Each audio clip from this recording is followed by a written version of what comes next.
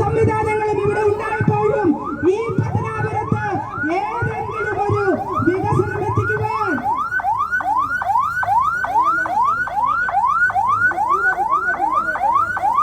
Ambulance പറഞ്ഞുവിടാൻ പോലീസുകാർ സന്നദ്ധത കാണിക്കണം.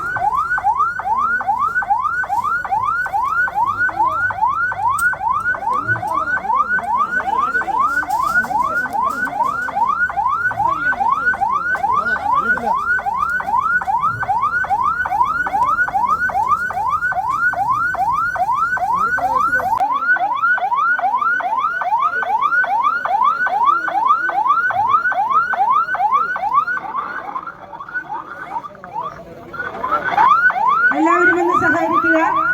ആംബുലൻസ് നമുക്ക് എത്രയും വേഗം കടത്തിവിടേണ്ടതുണ്ട്.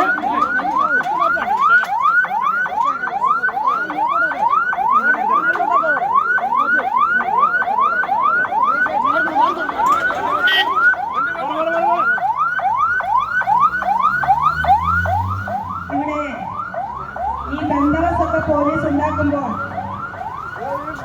പ്രിയപ്പെട്ട പോലീസുകാരെ, ഇതുപോലെയുള്ള ജീവനുകളാണ് കടന്നു വരുന്നത്.